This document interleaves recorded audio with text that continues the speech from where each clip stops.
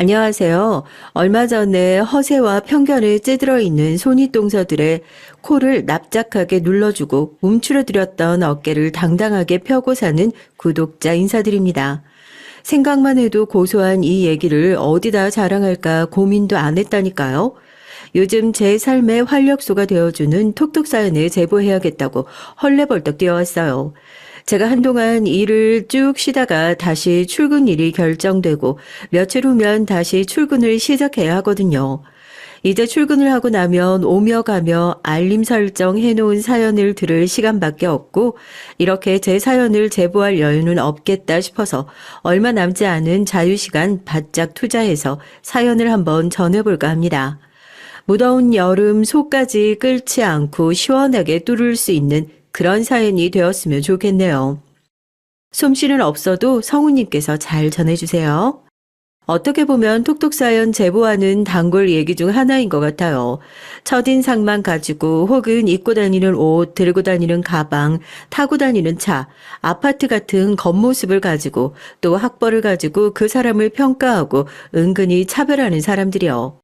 그런데 전 이 사람들 나쁘다고 생각하지 않아요. 인터넷이라 얼굴을 드러내지 않고 얘기할 수 있으니까 솔직히 말씀드려서 그런 외적인 것들로 사람을 판단하는 것이 인간의 기본적인 본능이라고 생각해요. 초면이라면 겉모습만이 그 사람이 어떤 사람인지 추측할 수 있는 유일한 단서가 될 테니까요. 그런데 그 사람을 겪어보고 나서도 평가의 기준이 그런 것들이 된다면 전 그건 정말 반성해야 한다고 생각해요. 먼 눈에는 뭐만 보이고 내가 아는 만큼만 보인다고 그 사람이 내가 모르는 곳에서 어떤 노력을 하고 또 어떤 성과를 이루었을지 알고 계속 그걸로만 사람을 판단하나요?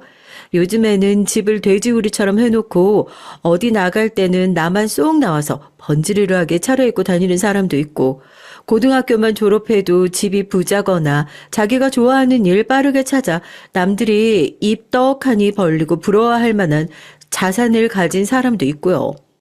내 편견 한꺼풀만 벗겨내면 완전히 다른 사람이 나올 수 있으니 본능적으로 그런 마음이 들더라도 속으로만 생각하고 마는 것이 기본적인 매너라고 생각하거든요.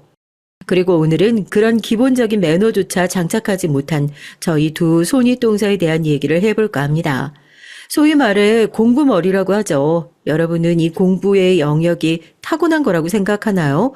갈고 닦을 수 있는 거라고 생각하나요? 개천에서 용난다라는 속담을 처음 배웠을 때 저는 은근한 충격을 받기도 했어요. 공부를 잘해서 출세한다는 것을 용에 비유하면 굉장히 숭상하는 느낌이 들더라고요. 물론 지금 우리나라에서 제일 안정적으로 살 수 있는 수단이 공부인기 때문인 것도 저는 잘 알아요. 사연을 들으시는 분들도 잘 알 거라 생각합니다. 그런데 마치 공부나 성적, 학벌이 인생을 얼마나 열심히 살았는지 그 노력의 결실로 비춰지는 것 같아서 안타깝긴 하더라고요. 굳이 살기 좋은 우리나라를 해외와 비교하고 싶은 마음은 저도 없지만 외국에 나가면 또 다르잖아요. 몸을 쓰는 기술직들이 우리나라 어지간한 대기업 사원보다 훨씬 더 높은 급여를 받고 그쪽에서 또 그렇게 잘 대우해주기도 하고요. 그런데 우리나라에서 기술직 한다고 하면 뭐라고 그래요? 대번에 무시하잖아요. 몸 써서 돈을 버는 사람은 무식하다고 폄훼하는 그런 분위기가 없어져야 한다고 생각해요. 제가 이런 생각을 갖게 된 데는 큰 영향을 끼친 분이 한 분 계시거든요. 저희 어머니예요. 제가 왜 사연 시작부터 이렇게 학벌 가지고 사람 차별하면 안 된다, 땀 흘려 일하는 사람들의 소중함을 알아야 한다, 핏대를 세우고 항변을 토하겠어요. 제가 싫어하는 이런 행동을 누군가 옆에서 꾸준히 했기 때문이 아닐까요? 불행하게도 그런 행동을 하신 분은 저희 어머니입니다. 떼래야 뗄 수 없는 사이 제 가치관을 만들어주셔야 하는 어머니부터 이런 사상에 찌들어 계신 분이었거든요. 저는 아주 당당하게 말할 수 있는 게 공부를 어렵다고 느껴본 적이 없어요. 제가 땀 흘려 일하는 사람들의 소중함을 알아야 한다고 그 얘기를 하면서 또 하나 덧붙여서 열심히 주장하고 다니는 것은 공부머리는 결국 타고나는 것 같다고요. 물론 어디서 연구를 해서 검증된 결과도 아니고 물론 공부를 제대로 할 수 없는 여건에 놓여 있는 사람들이 가끔 엄청난 결과를 만들어내서 대대적으로 보도가 될 때도 있잖아요. 예전에 반기문 사무총장이나 이런 사람들이요. 산골짜기에서 공부해서 성공했다. 저는 그런 뉴스를 보면서도 그랬어요. 저 사람들이 엄청 희귀한 케이스니까 결국 저렇게 언론에 보도되는 거 아니냐고요. 대부분은 콩 심은 데 콩 나고 팥 심은 데 팥 난다고 해서 공부를 잘하는 유전자가 부모님한테 있어야 그걸 물려받은 자식도 공부를 잘하게 되는 거라고요. 왜 의사 집안에서 계속 의사가 배출되는 그런 것도 같은 맥락이라고 생각해요. 이건 순전히 저 혼자만의 생각일 뿐이니까 너무 나쁘게 생각하지 말아주셨으면 좋겠어요. 저도 부모님께서 굉장히 고학력자시거든요. 그 나이에 박사학위까지 따기 쉽지 않은데 두 분 다 해외에서 박사학위 받으셨고 아마 이렇게 공부를 쉽게 할 수 있는 머리를 제가 물려받았기에 공부를 하는 것에 어렸을 때부터 거부감이 없지 않았을까 그렇게 추측하거든요. 그런데 공부하는 별개로 저는 어머니의 교육관이 어렸을 때부터 너무 싫었어요. 괜히 사연 쓰면서 가족 욕하는 것 같아 기분이 좀 좋지 않지만 어렸을 때부터 공부를 좀 잘하는 것 같아 싹이 보이니까 어머니가 더 열성적으로 제 교육에 매달리셨거든요. 아버지는 애가 그냥 하고 싶은 거 할 수 있게 내버려둬라. 공부는 그렇게 시킨다고 되는 것이 아니다. 어린 애를 들들 볶는 어머니를 못마땅하게 생각하셨지만요. 어머니 손을 잡고 아주 어렸을 때부터 5만 가지 학원에 다 쫓아다니면서 특별한 재능을 찾아주신다고 그랬던 걸 생각하면 아직도 끔찍해요. 제가 다니던 학원이 번화가 쪽에 있으니까 왜 연초 연말에 공사 많이들 하잖아요. 길도 갈아엎고 그럴 때 보면 헬멧 쓰고 열심히 일하시는 분들이 있는데 어머니는 아직 가치관도 제대로 확립되지 않는 어린 제 귀에다 대고 너 공부 안 하면 저런 일을 해야 하는 거라고 그런 소리도 서스럼 없이 하셨던 분이에요. 제가 천진난만하게 저 일이 어떠냐고 저렇게 멋진 유니폼도 입고 열심히 일해주시는 분들이 있으니까 우리가 이렇게 좋은 거리에서 사는 거 아니냐고 그러면 어머니는 금세 무서운 표정을 하고 제 등을 막 때리시면서 저런 일은 공부 안 하고 불성실한 사람이나 하는 거라고 막 혼내셨어요. 제가 조금 더 나이가 먹고 나서 어머니가 하셨던 그 얘기들이 얼마나 무례한 언행이었는지 알게 되고 누구보다 더 학벌과 외관으로 사람을 판단하고 폄훼하는 어머니가 오히려 창피하고 싫기도 했습니다. 제가 한 번도 공부를 하는 게 힘들지 않았다고 했잖아요. 단순히 공부가 쉬웠다기보단 남들만큼 치열하게 하는 것 같지 않은데 늘 전교 1등을 유지할 수 있었죠. 오히려 공부보다 더 힘들었던 건 어머니의 등살이었어요. 늘 전교 1등을 하던 제가 딱 한 번 중학생 때 전교 100등 밖으로 밀려났을 때가 있거든요. 아마 그때가 어머니와의 관계가 최악으로 치달았을 때였던 것 같아요. 어머니는 만족을 모르시는 분이었거든요. 전교 1등을 했는데도 혼난다는 게 참 이상하죠. 저도 애인데 이 정도면 잘했다 하고 성적표를 자랑스럽게 내밀면 어머니는 그때마다 싸늘한 시선으로 절 바라보면서 그러셨어요. 국어에서 하나 틀렸네? 수학에서 하나 틀렸네? 이건 기본적인 개념 아니니? 넌 이 좁아터진 곳에서 전교 1등 하나 한 걸로 만족하니? 어린 제 눈에는 그게 어떻게든지 제 흠을 찾아내려는 모습으로밖에 보이지 않더라고요. 난 만족하고 잘하고 있는 것 같은데 정작 날 그렇게 채찍질하는 사람은 더 높은 곳으로 가라고 압박하고 윽박지르니까 정말 마음속이 딱 터져버릴 것 같은 거예요. 그때쯤에서 어머니랑 아버지가 언성을 높이며 싸우는 날도 많아졌어요. 원인은 저 때문이었죠. 아버지는 굳이 애한테까지 그럴 필요 있냐. 자기가 하고 싶을 때 하고 1등 아니어도 좋으니까 애 숨 좀 쉬게 놔두라고 하고. 그러면 어머니는 아버지에게 그렇게 물러터진 성격이니까 애가 더 높은 데를 꿈꿀 생각조차 하지 않는 거라고 이게 다 당신 탓이라고 소리를 지르는 거예요. 저 때문에 두 분이 맨날 집에서 싸우는 소리를 들을 때마다 mp3를 귀에다 딱 꽂고 노래를 크게 틀어놓고 베개에 얼굴을 파묻고 소리를 질렀어요. 너무 답답해서요. 어머니는 왜 저렇게 만족을 모르시고 나한테 집착을 할까? 이게 다 내가 공부를 열심히 잘한 탓이다. 생각이 거기로 흘러가고 차라리 내가 애초부터 공부를 못했더라면 이런 일이 없지 않을까 싶어서 중학교 3년, 어쩌면 고등학교 진학을 앞둔 중요한 시기에 시험지를 받자마자 무작위로 답안지에 마킹을 하고 엎드려서 잠들어 버렸어요. 학교가 발칵 뒤집어졌죠. 항상 전교 1등을 하던 애가 갑자기 전교 100등 밖에서도 찾기 힘들어져 버리니까 교무실의 선생님들께서 혹시 채점이 잘못됐나 싶어 몇 번이나 재확인을 하는 웃지 못할 일도 벌어졌었답니다. 가장 뒤집어진 건 저희 어머니셨죠.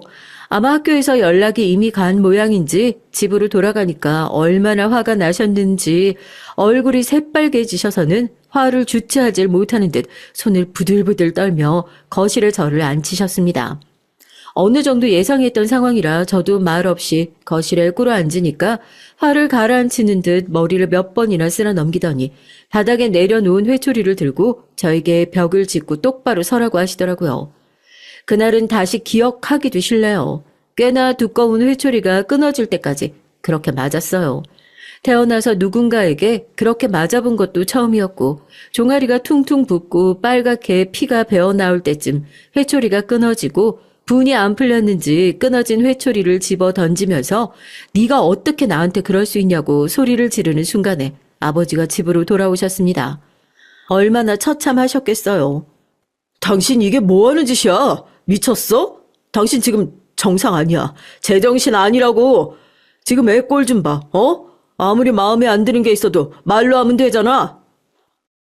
당신이 맨날 그렇게 물러터지니까 애가 이 모양 이 꼴인 거 아니야. 왜 내 애를 망쳐? 당신이 뭔데 내 애를 망치냐고.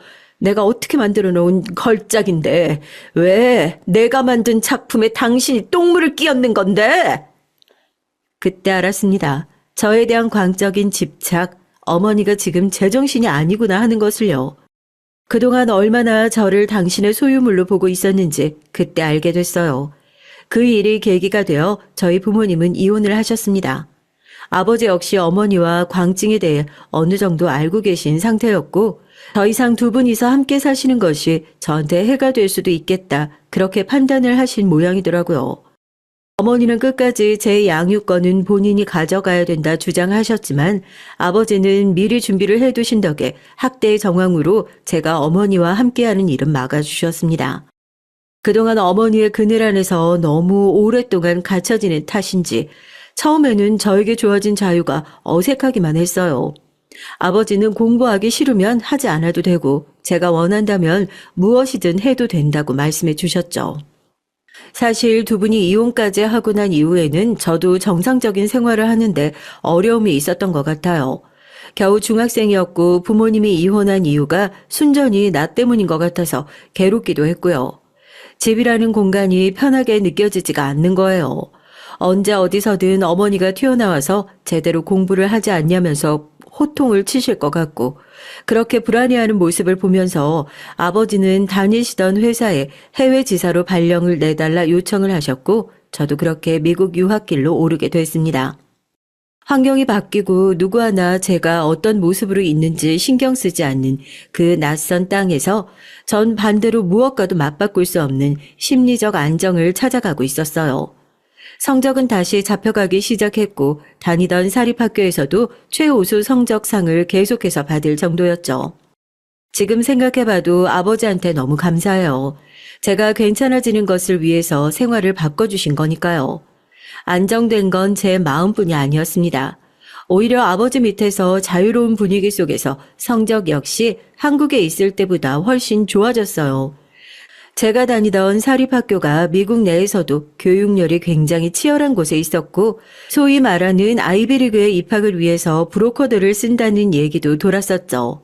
그 사이에서 동양인이 브로커도 없이 당당히 하버드 대학에 합격하게 됐습니다. 물론 성적 순위로 봤을 때 하버드보다 더 좋은 학교들도 많았지만 저한테는 그 하버드 대학이라는 곳이 꽤나 상징적인 의미였거든요. 세계를 무대로 하는 인재가 될 수 있다는 공간. 거기서 저도 제 인생을 다시 한번 새롭게 시작해보고 싶었습니다. 학교를 다닐 때는 크게 힘들 게 없었는데요. 오히려 학교를 졸업하고 나서 회사에 취업을 한 이후로 힘들었던 것 같아요. 졸업을 하고 실리콘밸리에 있는 유명 IT 기업에 전환 인턴으로 들어가게 됐어요. 짧게는 한 달, 길게는 6개월까지 업무 태도나 같이 일하는 동료들과의 팀워크를 확인하고 정규직으로 전환될 수 있는 기회였죠. 여기서는 사실 정규직이라는 개념이 크게 없지만요. 아마 뉴스를 보신 분들도 있으실걸요. 미국에 비하면 한국이 해고 통보는 정말 신사적이고 매너 있는 것 같아요. 전 실제로 그 장면들을 봤었으니까요. 아침에 출근을 했는데 옆에서 출입증을 찍고 들어가려는 직원한테 경고음이 울려요. 출입이 제한되었다는 얘기죠. 그러면 그때 내가 주말 사이에 해고됐구나 그렇게 아는 거예요. 조금 기다리면 경비원들이 나와서 너 이제 출근 못한다. 너 해고됐다. 이렇게 얘기를 해주고 그러면 울적한 얼굴로 올라가서 박스에 본인 짐을 챙겨가지고 털레털레 힘없이 나오는 거죠. 고액의 연봉, 정말 입이 떡 벌어지는 복지가 보장되어 있는 대신에 나에게 주어진 모든 것들이 언제 어떻게 사라져 버릴지 모른다는 불안감. 멀리서 봤을 때는 다들 행복하게 일을 하고 있는 것 같지만 사실 다 같은 파리 목숨이라고 생각하고 있는 거죠. 내가 옆에 있는 저 사람을 밟지 않으면 다음 주에 해고 통보를 받는 건 나일 수도 있겠구나 하고요. 전 그 안에서도 학벌이 꽤나 좋은 축에 속했지만 그게 오히려 이 사람들의 경쟁심을 자극한 모양이었습니다. 그 6개월 동안 전 동양인이 받을 수 있는 모든 차별을 다 받았던 것 같아요. 사내 왕따라고도 하죠. 한국이나 미국이나 사람들을 교묘하게 괴롭히는 쓰레기 같은 종자들은 어디에나 있더라고요. 그 사람들 눈에는 제가 6개월 안에 밀어내야 하는 존재였어요. 그렇게 해서라도 본인들의 자리를 지켜내야 했을 테니까요. 저희는 점심시간이 따로 정해져 있지 않아요. 팀 단위로 업무가 움직이다 보니까 서로 번갈아 가면서 자리를 지키고 그 사이에 한 명씩 나가서 간단하게 식사를 하고 돌아오는 제도였는데 어느 날부터인가 제가 밥을 먹을 시간조차 없을 정도로 바빠지더라고요. 업무량이 늘어난 건 아니고 저를 제외한 나머지 팀원들끼리 똘똘 뭉친 탓이었습니다. 처리하는데 오랜 시간이 걸려야 하는 일들은 은근슬쩍 저한테 밀어놓고 하버드 나온 동양인이니까 이 정도는 처리할 수 있지라는 식이에요. 저도 거기서 지지 않고 자리에 앉아서 간단한 요거트나 견과류를 먹으면서 허기진 배를 채우고 잔업을 처리하고 있으면 지나가면서 코를 막고 낄낄거리더라고요.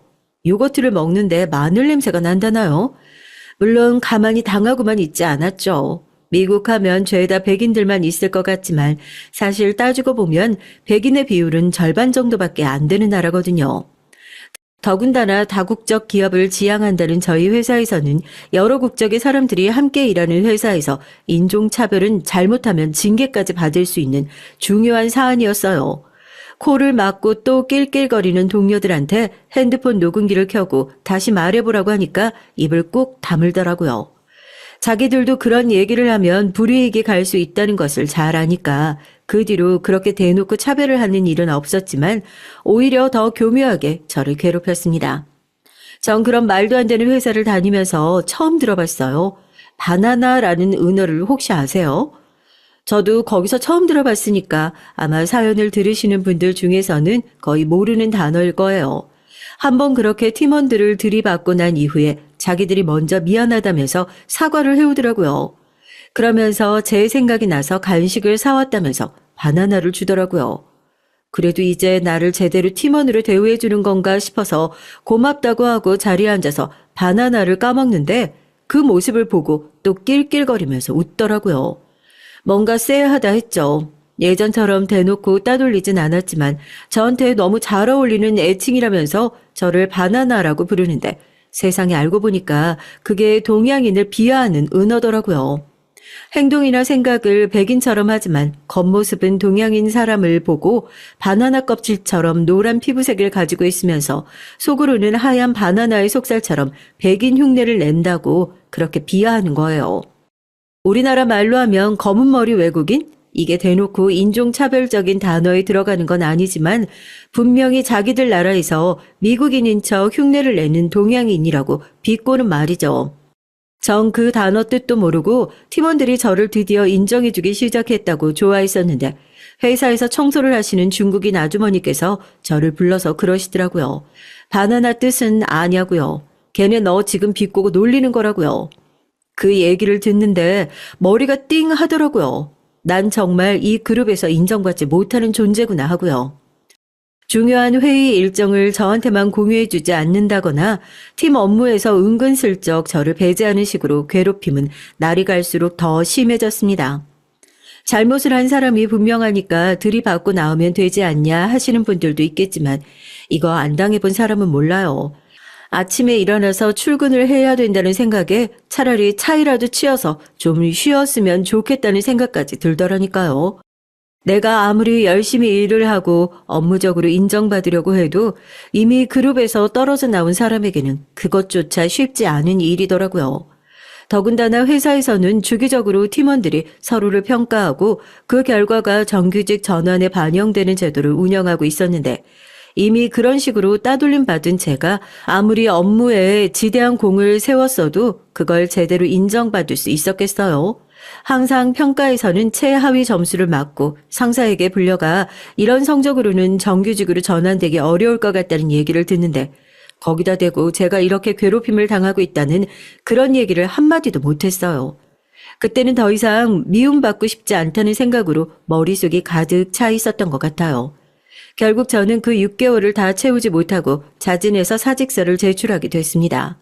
얼마 되지도 않는 짐을 싸들고 엘리베이터 앞에 섰는데 누구 하나 배웅 나와주는 사람 없는 현실이 참 비참하고 고되더라고요. 제가 회사를 관두게 되었다는 소식을 들은 아버지께서는 별 말씀을 하지 않았어요. 방에 틀어박혀서 아무 말도 하지 않는 저를 보면서 옛날 생각이 나셨던 것 같아요. 회사는 다니지 않아도 좋으니까 밖에 나가서 사람들을 만나고 커뮤니케이션, 소통하는 능력을 좀 키웠으면 좋겠다고 넌지시 말씀을 하시더라고요. 그렇게 아버지의 추천을 받아서 나가게 된 한인 모임에서 만났던 게 남편이었습니다. 오랜만에 한국인들을 만나서 대화하고 이 낯선 도시에서 처음으로 이해받는 느낌이 드니까 아버지 말대로 나와서 사람들이랑 어울려 보길 잘한 것 같더라고요. 한인 사회가 안정감을 주고 좋긴 하지만 워낙 좁아서 그런지 무슨 얘기가 나오면 굉장히 빨리 돌더라고요. 좋은 얘기든 나쁜 얘기든요. 사람들이 그렇게 무리를 지어서 나에 대한 얘기를 함부로 하는 것에 완전히 질려버린 상태여서 괜히 저에 대한 얘기를 많이 하고 싶지 않다 싶었어요. 좋은 학벌과 직장을 가졌었는데 그때는 그게 저한테 꼭 모종의 컴플렉스처럼 느껴졌었거든요. 괜히 얘기를 했다가 회사에 있던 사람들처럼 트집을 잡아서 안 좋은 소문이 들까 걱정이 되기도 하고 그럴 바엔 그냥 입을 다물자 생각했죠. 처음엔 그 모임 안에서도 잘 적응하지 못했는데 그때 도움을 많이 주었던 게 남편이에요. 모든 지식이 빠삭하고 워낙 적응력이 좋아서 태어났을 때부터 미국에서 살았던 교포 출신인가 했는데 박사학위 취득을 위해서 잠시 미국에 들어온 거라고 하더라고요. 제가 공부했던 분야이기도 하고 유난히 남편하고는 어떤 대화를 해도 막힘없이 술술 된다고 해야 하나요? 집신도 다 짝이 있다더니 그 말이 맞나 봐요.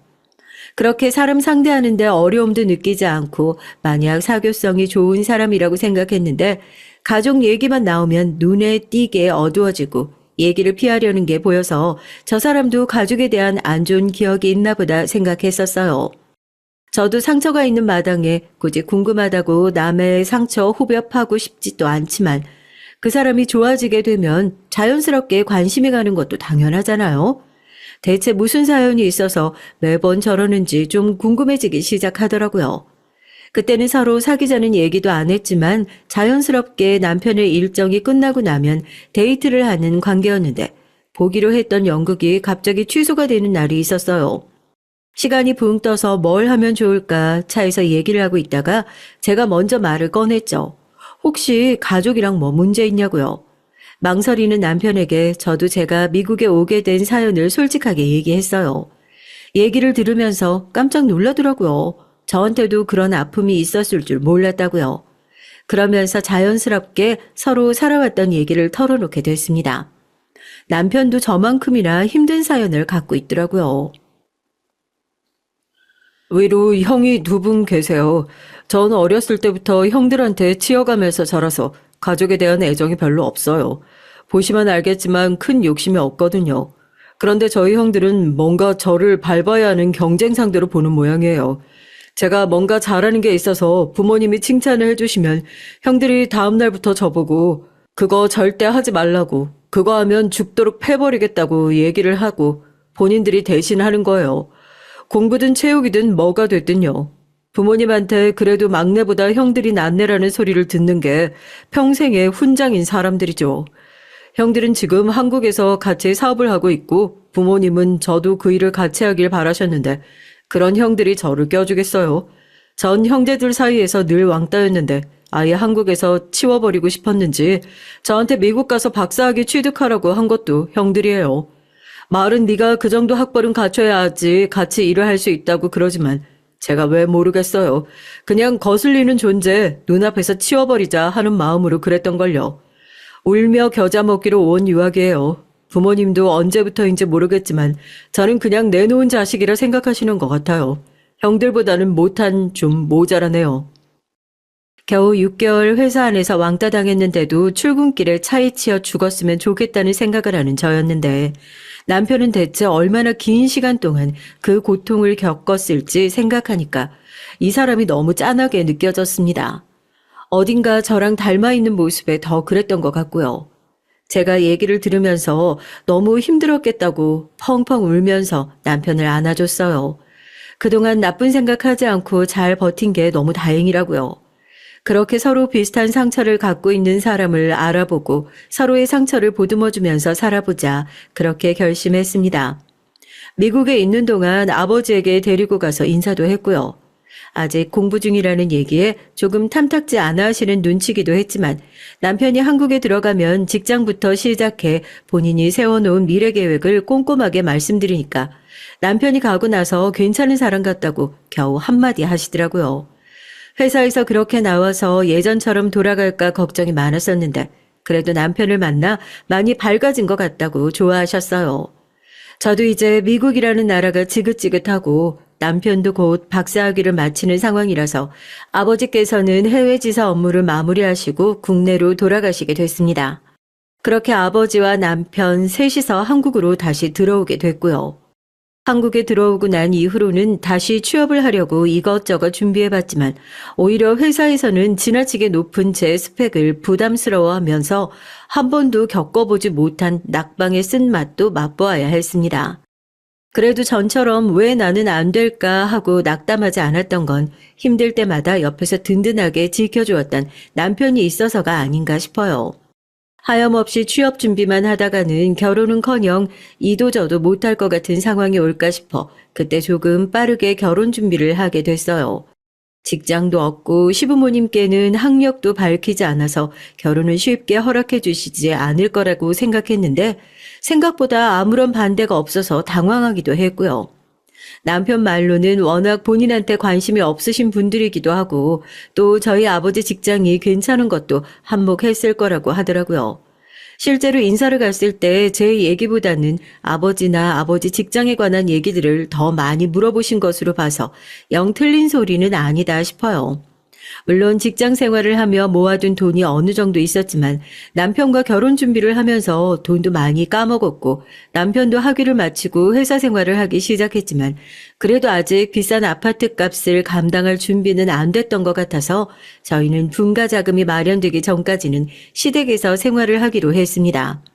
시부모님의 두 아주버님 내외까지 모시고 살아야 하나 싶어서 조금 망설이기도 했지만 그래도 안정적인 미래를 위해서 이 정도는 희생할 수 있겠다 나름 자신이 있었죠. 나중에 아이를 낳은 걸 생각해서 집을 사게 된다면 이왕이면 좋은 동네에서 시작을 하고 싶고 몇 년 후에 집값이 좀 잠잠해질 때까지 시댁 생활을 하면서 둘이서 열심히 모아보자고 뜻을 모았어요. 그런데 그 시댁에서 회사에서 겪었던 기분을 다시 한번 느끼게 됐습니다. 저희에게 관심도 없는 식구들이라며 괴롭힐 게 뭐가 있냐고 그러냐고요? 그러게 말입니다. 저도 저희 형님들한테 꼭 한번 물어보려고요. 대체 왜 그렇게 이제 막 시집 온 저를 갈궜어야 했는지요. 톡톡 사연에 종종 올라오는 못돼 먹은 시댁 식구들을 보고 혀를 끌끌 찼었는데 결혼하고 나서 얼마 지나지 않고는 생각을 고쳐 먹었어요. 이놈의 시댁 식구들은 어디서 다 같이 교육이라도 받고 오는 건가? 어쩜 그렇게 심술들이 똑같은지요. 제 손이 동서들이 둘 다 서울대 출신이에요. 그래도 한국에서 가장 좋은 대학을 나온 거잖아요. 다른 건 몰라도 학벌은 자기가 노력해서 얻어낸 결과물이니까 얼마든지 자부심을 가져도 좋다고 생각은 해요. 그런데 사람은 다 주어진 환경이 다르잖아요. 어떤 사람은 가정을 돌보느라 머리 좋고 공부도 하고 싶어라 하는데 할 수 없는 사람들이 있기도 하고, 저처럼 공부가 어렵지 않은 사람, 공부가 특기인 사람도 있을 거고요. 그렇다고 전자가 노력을 하지 않았느냐, 그렇게 판단할 수는 없죠. 이 사람이 처했던 환경을 전 모르는 거니까요. 그래서 더더욱 사람을 함부로 판단하면 안 된다고 생각하는데, 손윗동서들의 생각은 다른가 봐요. 학벌이 좋지 않으면 저 사람은 노력을 안 하고 살아온 한심한 사람이다, 이렇게 멋대로 판단을 해버리는 거죠. 그렇게 따지면 누구보다 피나는 노력을 해서 엄청난 학벌을 가지고 있던 저였지만 그걸 굳이 티를 안 내서 그랬을까요? 손윗동서들의 타겟은 어느 순간부터 불특정 다수가 아닌 저로 딱 특정된 느낌이었습니다. 손윗동서들끼리 의리가 얼마나 끈끈한지요. 아무리 살갑게 굴고 편안하게 시댁 생활을 위해 그 무리 사이에 끼어보려고 노력해도 전 들어갈 수 없는 자기들끼리의 단단한 울타리가 있어요. 같은 대학 출신 동문이라는 자부심은 둘째치고 두 사람 모두 그렇게 좋은 학벌을 가지고 집에서 전업주부 하고 있거든요. 물론 저도 그때는 직장을 구하지 못해서 집에서 쉬고 있는 상황이었지만 제가 집에 있는 것과 본인들이 집에 있는 것은 엄연히 다른 느낌이라며 은근히 사람을 무시하더라고요. 한국에 들어오고 난 이후로 여기저기 이력서를 내봤지만 너무 높은 학력에 번번이 떨어졌다고 말씀을 드렸잖아요. 결혼을 하고 나서 남편이 벌어다 주는 돈은 있지만 집에 앉아 이 돈만 쓰고 있는 것도 남편한테 뭔가 미안한 느낌이 들고, 제가 아주 간단한 아르바이트라도 해서 달에 100만 원이라도 벌면 매달 100만 원씩 여유가 생기는 거잖아요. 어떻게든지 빨리 일을 시작해서 남편의 부담을 덜어주고 싶었는데 방법이 없을까 고민하다가 너무 고학력자의 고액 연봉을 받고 일을 했던 게 문제가 된다면 아예 그 학력과 경력을 지워버리고 지원을 해보자 했어요. 정말 웃긴 게요. 하버드 대학교 나왔다고 이력서에 써놨을 땐 연락 한 통 없던 곳이었는데 오히려 고졸 취업 전형 경력 단절 여성 전형으로 지원을 하니 보란 듯이 연락이 오는데, 학벌을 중요시하는 나라에서 대체 이 학벌이라는 게 얼마나 부질없는 명함인지 다시 한번 느꼈었다니까요. 그렇게 중소기업의 격리로 저도 출근을 시작하게 됐어요. 예전에 하던 일에 비하면 그냥 제 일만 잘 끝내놓으면 사람들한테 욕먹을 일 없는 일이어서 몸도 마음도 편하게 출근하고 제가 같이 일을 하면서 생활의 안정도 찾기 시작했고요. 가족들이 다 같이 저녁 식사를 하는 자리에서 제 취업 얘기가 나왔어요. 별거 아니다. 그냥 뭐라도 좀 보탬이 될까 싶어서 깨작깨작 일이라도 좀 해보려고 한다. 그러니까 아주버님이 대뜸 그러시는 거예요. 물론 전달받은 평소 행실로 미뤄봤을 때 그마저도 비꼬는 말이었는데 제가 눈치채지 못한 거일 수도 있고요. 그래도 우리 재수 씨가 남편 생각을 엄청 하네.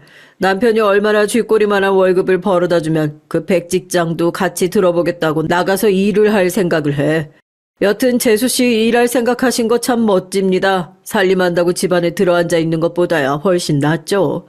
사람이 집에 한번 있기 시작하면 몸이 무거워져서 나중에는 나가라고 등을 떠밀어도 꼼짝을 안 한다니까요. 이 사람 봐요. 그렇게 좋은 대학 나왔다고 뻔질나게 자랑하면 뭐하냐고요. 결국 살림하고 있는데. 크게 버는 것도 아닌데요, 뭐. 그리고 살림도 제대로 하려 치면 그것만큼 어려운 게 없어요. 저도 해봐서 알잖아요. 저야 뭐 그것도 제대로 못해서 결국 나가서 일하는 건데요. 농담처럼 얘기했지만 그 정도 눈치 엿바꿔 먹은 저도 바로 알아들을 수 있었죠. 집에서 살림을 하고 있는 두 손윗동서를 은근히 무시하는 말투였어요. 아주버님들이 그러세요. 남편이랑 비교하면 이렇게 가부장적인 형들 밑에 어떻게 남편처럼 가정적인 사람이 동생으로 나왔는지 믿겨지지 않을 정도였죠. 두 분이서 사업을 하시니까 아무래도 벌이가 꽤 크시잖아요. 손윗동서들도 원래 일을 하고 있었는데 그깟 푼돈 벌어봤자 얼마나 버냐면서 그렇게밖에 나가서 푼돈을 벌어올 시간에 집에서 살림이나 제대로 하고 애나 잘 돌보라고 처음에는 그렇게 아주버님들이 먼저 형님들을 집에 들어 앉히셨대요. 이게 여자분들은 아마 다 공감하실 거예요. 직장 커리어도 끊기지 않고 계속 쌓아야 뭐 나중에 다른 곳으로 직장을 옮긴다고 하더라도 어려움이 없지. 중간에 경력이 끊기면 다시 사회로 복귀하기가 굉장히 어렵거든요. 한때 서울대까지 나와서 잘 나가는 두 형님들은 그렇게 집에서 살림이나 하는 사람들로 전락하게 됐고, 아주버님들도 자기들이 집에서 살림을 하라고 앉혀놓을 땐 언제고 은근히 내가 벌어놓은 돈만 쓰는 팔자 좋은 사람이라면서 무시하는 모습을 보이는데 제가 다 마음이 안 좋더라고요. 저는 그렇게 형님들의 사정을 참 안타깝게 생각하는데 형님들의 화살은 애꿎은 관역으로 향하게 됐습니다. 뭐 그 속내는 다 알 수 없지만 전 그렇게 생각해요. 결국 남편한테 내지 못하는 화가 애꿎은 저한테 돌아온 거라고요. 취업한다고 의기양양해 하길래 얼마나 좋은 회사 붙었나 했더니 하긴 동서 입장에서는 이런 것도 감지덕지하긴 하겠다. 그치? 이왕 시작하기로 한 거 열심히 해봐. 그래도 동서는 얼마나 좋아. 집안에 배운 사람이 둘이나 있으니까 어렵고 답답한 거 있으면 편하게 물어볼 수도 있어서 원래 멍청한 사람들끼리 머리 맞대봤자 멍청한 답밖에 안 나오는 거 알지, 동서? 아니, 동서 내가 뭐 멍청하다 이런 소리는 아니고 말이 그렇다는 거니까 괜한 오해 마라. 사람들이 다 같이 있는 식사 자리에서 남편에게 모욕을 당했다는 것이 분한지 누가 봐도 화가 끓어오른 얼굴로 저한테 그러시는데 전 진짜 가만히 있다가 뺨이라도 한 대 맞은 느낌이 들더라고요. 남편을 힐끗 쳐다보면서 입모양으로 내가 뭐 잘못했어 하니까 남편이 자기도 모르겠다며 어깨를 으쓱해요. 저를 깎아내려서 본인의 낮아진 자존감을 채울 모양인 것 같더라고요. 이거 오랜만에 식구들끼리 다 모이게 된 식사 자리에서 무슨 쓸데없는 기싸움이야. 재수씨 너무 마음에 담아주지 말아요. 형수님도 이 사람도 재수씨 축하하려고 이런 자리까지 만든 사람들이잖아요. 당신 그러지 말고 이번에 형수님이랑 미국 여행 간다고 하지 않았어? 재수씨 아직 출근하려면 시간 좀 남았죠? 그러지 말고 재수씨도 데리고 같이 다녀와. 아니에요. 재수씨 뭐 비행기 표값이 걱정이라면 그런 거면 제가 내드릴게요. 왜 당신도 수발들 아니 원래 여행은 여럿이 가야 또 제맛이잖아요. 큰형님께서 왜 그걸 얘기하냐고 짜증을 내는 걸 보니까 아마 두 형님들은 저에게 본인들의 여행을 알릴 생각도 없었나 봐요. 뭐 하루 이틀 있는 일도 아니고요. 분위기가 굉장히 애매해진 거죠. 둘째 아주버님이 같이 가는 게 어떠냐고 얘기를 했고 거기서 어떻게 대놓고 손윗 동서들이 같이 가기 싫다고 할 수도 없잖아요. 넌 그런 여행에 굳이 끼고 싶냐 생각하시는 분들도 있겠지만 제가 왜 그런 걸로 눈치를 봐야 되나요? 더군다나 미국행 비행기 티켓까지 아주버님이 끊어주신다고 하는데 갈 수 있으면 가는 거죠. 저야 불편할 게 하나도 없는데요. 제가 알겠다고 가겠다고 형님들 잘 부탁드린다고 그러니까 표정이 누가 보면 똥이라도 씹은 줄 알겠더라고요. 제가 뭐 눈치라도 보면서 같이 안 갈 거라고 생각했던 모양이죠. 밥 먹고 자기들끼리 속닥속닥 붙어서 난리도 아니었어요. 남편도 정말 형님들이랑 같이 여행을 가도 괜찮냐고 몇 번이나 물어보고 저는 그런 남편에게 걱정하지 말라며 다독였습니다. 오랜만에 옛날 생각도 나고 좋을 것 같아서 정말 속 없는 소리지만 어쩐지 들뜨기까지 하더라니까요. 그렇게 16박 17일의 미국 여행이 시작됐습니다. 어느 정도 예상은 했지만 막상 같이 여행을 다니기 시작하니까 제가 대체 무슨 역할로 여기 왔는지 싶더라고요. 서울대를 나왔다는 형님들은 회화에는 영 약한 모양인지 곤란한 상황이 될 때마다 네가 가서 얘기하고 오라고 등을 떠밀었어요. 오기 전까지는 큰형님이 미국은 자기 고향이나 다름없다면서 그렇게 설레발을 치셨는데 막상 공항에 도착하고 나서 미리 예약한 렌트카에 문제가 생기니까 핸드폰 번역기를 켜고 땀을 뻘뻘 흘리면서 난처해 하더라고요. 누가 본인 고향에서 저렇게 긴장을 한대요. 속으로 형님들이 나보다 못한 것도 있구나 하고 고소하기도 했어요. 동서, 뭘 멀뚱멀뚱 서서 구경만 하고 있어? 동서가 가서 해결하고 와야지. 그럼 우리들이 이렇게 하나부터 열까지 다 신경 써야겠어. 가서 뭐가 잘못됐는지 번역기를 돌리든 손발짓을 하든 동서가 좀 해결하고 와봐. 자기들끼리 해결을 못할 것 같으니까 제 등을 떠미는데 뒤에서 킬킬거리는 소리가 다 들리더라고요. 자기들끼리 동서는 영어 못하는데 어떻게 저걸 해결하고 오냐면서 가서 망신이나 제대로 당하고 왔으면 좋겠다고 하는데 저 들으라고 그러는 건지 싶더라고요. 막상 가서 물어보니까 별일도 아니에요. 그렇게 자신 있다고 떵떵거리던 큰형님이 다른 날짜로 예약을 해놔서 사정을 얘기하고 예약된 날짜를 바꿔서 겨우 문제를 해결했죠. 자동차 키를 받아들고 온 저를 보고 딱 눈빛이 그래요. 제가 저걸 어떻게 해결했지? 하는 눈이요. 제가 영어 할 줄 안다고는 전혀 생각하지 못했나 봐요. 괜히 운전을 하는데 뒤에다 대고 요즘에는 번역기가 잘 나온다고 영어 하나 못해도 의사소통하는데 어려움이 없다고 하는데 너무 유치해서 사람이 우스워 보이는 거 있죠? 동서 아까 봤어? 막내 동서가 거기서 땀 뻘뻘 흘리고 있는 거. 다음부터는 그런 거 있으면 내가 할 테니까 막내 동서는 시키지 마라. 거기서 진땀 빼고 있는 모습 보는데 내가 형님으로서 너무 안타깝더라고. 동서 괜찮아. 배움이 모자란 게 죄는 아니잖아. 미국 가서 영어 한마디 못하는 사람 데리고 다니는 게 보통 쉬운 일이 아니야. 동서 우리한테 고마워해야 돼. 정작 제가 렌트카 직원이랑 얘기하고 있을 때는 혹시나 본인들한테 말이라도 걸까 싶어 멀리 떨어져서 고개 돌리고 필사적으로 자기들끼리 얘기하고 있던 주제에 이제 와서 제 앞에서 무슨 센 척이 하고 싶어서 저러는지. 저도 더 이상 가만히 당해주고 있으면 안 되겠다 싶어서 제 차를 조용히 갓길에 대고 뒷좌석에서 떠드는 형님들한테 그랬어요. 미국 온 김에 제가 나온 대학교 한번 가보시겠냐고요. 큰형님이 펄쩍 뛰면서 그래요. 뭐? 동서가 미국에서 대학을 나왔어? 아무리 자존심이 상해도 그렇지 여기까지 와서 거짓말하면 어떡해. 동서, 큰 동서가 저번에 동서 고등학교 졸업까지만 해가지고 이력서 쓴 걸 뻔히 다 봤다는데 거짓말 할 거야? 왜 그렇게 저를 대놓고 무시하고 찍어 눌렀는지 알겠더라고요. 취업이 잘 되지 않아서 고등학교 졸업까지만 써놓은 이력서를 작은 형님이 훔쳐보고 큰 형님한테 제 대학도 안 나온 애다 그렇게 쪼르르 가서 일러 바쳤나 봐요. 그렇게 두 사람은 제가 고졸 학력밖에 가지지 않은 사람이라고 생각하고 있었던 거고요. 아니 생각하니까 그래요. 고졸이면 뭐 무시해도 되나요?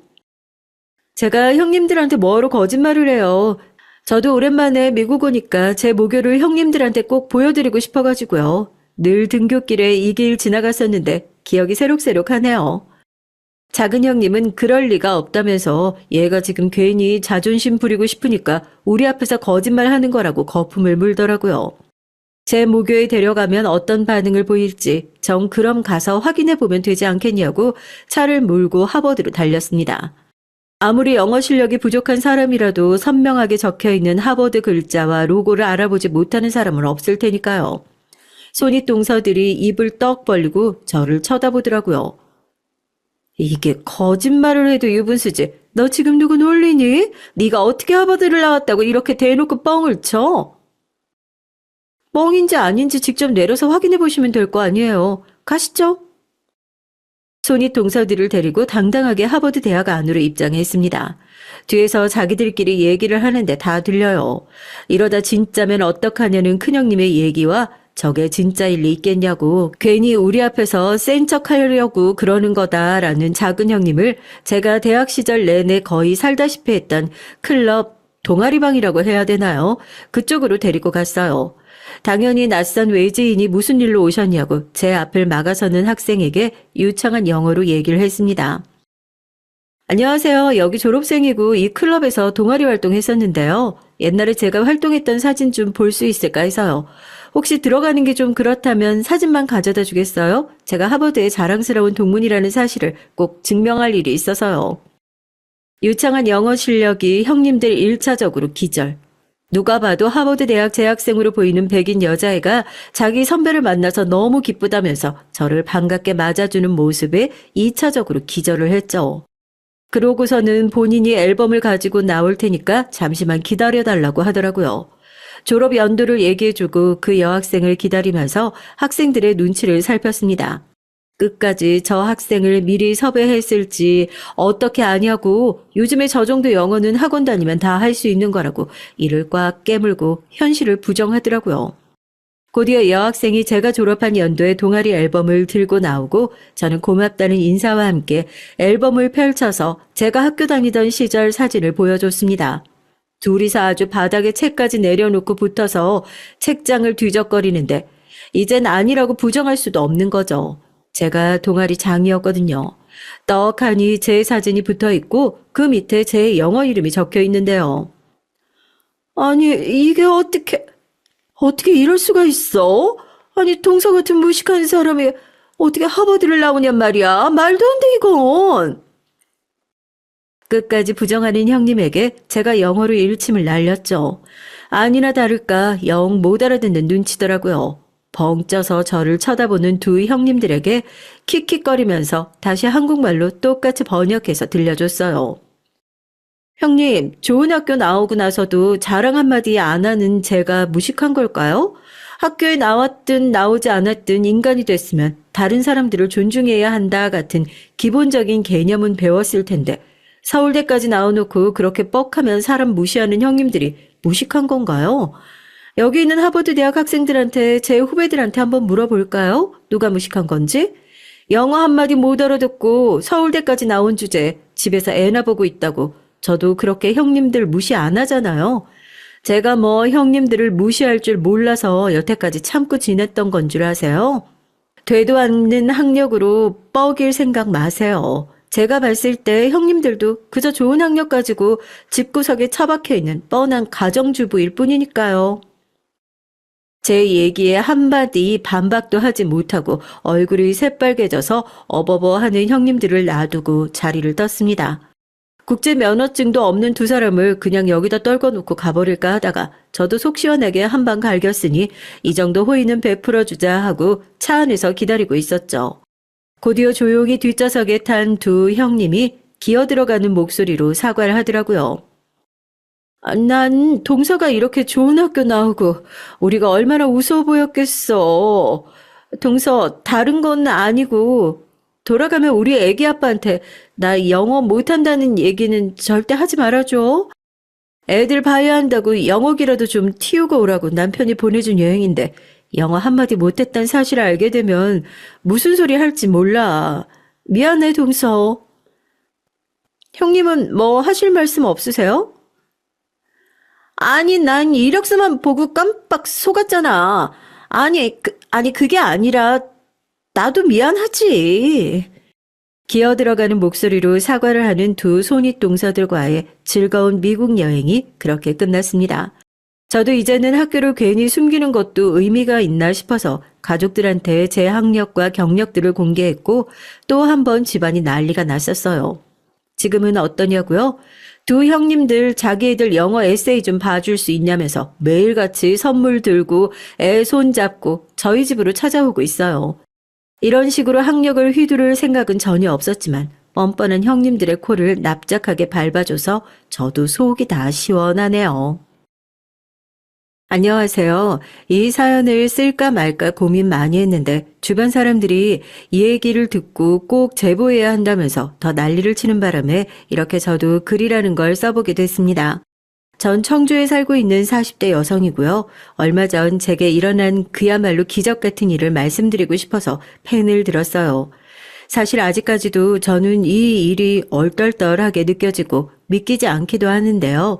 그럼에도 제 얘기를 들으실 여러분들께서 따뜻함을 느끼시고 세상이 그래도 살만하다는 좋은 에너지를 얻어가셨으면 해서 작성해 봅니다. 전 사실 어린 시절부터 비관적이라면 꽤나 비관적인 아이였어요. 뭐랄까요? 같은 일이라도 긍정적인 면을 보는 분들이 있는 반면 그에 반해 부정적이고 암울한 부분을 예측하는 사람들 있잖아요. 그게 바로 저였죠. 그건 어렸을 적부터 그랬는데 아마도 저희 엄마에게 영향을 많이 받은 듯 싶습니다. 암울한 과거지만 어렸을 적 어머닌 알코올 중독자이셨고 절 잉태하신 가운데서도 술을 입에 대신 분이었다고 들었어요. 아버진 그런 어머니를 두고 어미 될 자격도 없는 게 애를 낳아 집안을 말아먹는다고 손가락질을 하곤 했고요. 그도 아니면 물건을 던지던가요. 저희 아버지는 피구왕이셨습니다. 피구를 잘한다는 뜻이 아니고 물건 집어던지는 걸 공처럼 그렇게 잘 던지셨단 말이에요. 저나 엄마를 향해 혹은 자신의 어머니, 저의 친할머니를 향해 곧잘 던져대며 새 여자를 지독하게도 괴롭히셨어요. 그 때문에 어머니는 신세한탄을 할 곳으로 저를 찾아 이렇게 말씀하시곤 했죠. 내가 네 아빠 때문에 돌아버리겠다. 미치겠어. 차라리 이렇게 살 바엔 그냥 어디 강물이라도 가서 죽어버리는 게 낫겠다. 너도 죽고 나도 죽자. 어린 너 두고 내가 어떻게 혼자 가겠니, 어?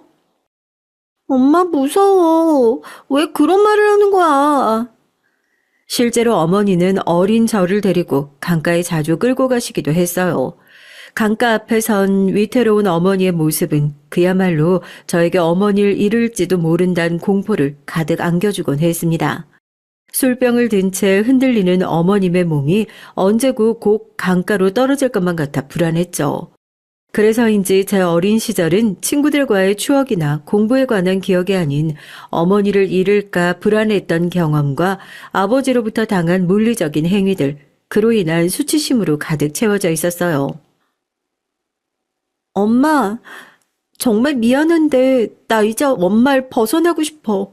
엄마랑 있으면 나도 망가질 것 같아. 이렇게 엄마 두고 가는 거 배신인 거 아는데 나 엄마 배신해서라도 그냥 혼자서라도 잘 살래, 엄마. 나 붙잡지 마. 알았지? 그래, 잘 가라, 우리 딸. 너 좋아하는 서울 가서 엄마한테도 아빠한테도 그리고 할머니한테도 연락하지 말고 그냥 너 혼자 잘 살아. 나중에 결혼할 때는 한번 연락 주고. 몸 조심하고 차 조심하고. 눈물 지으며 어머니를 떠나온 그 순간은 지금 생각해도 먹먹합니다. 사실 어머니는 자신의 아버지, 저의 외할아버지 아래에서도 가학적인 행위들을 당해오셨어요. 꽃다운 나이엔 여자를 함부로 대하는 아버지까지 만나 인생의 기쁨이라곤 단 하나도 누리지 못했고요.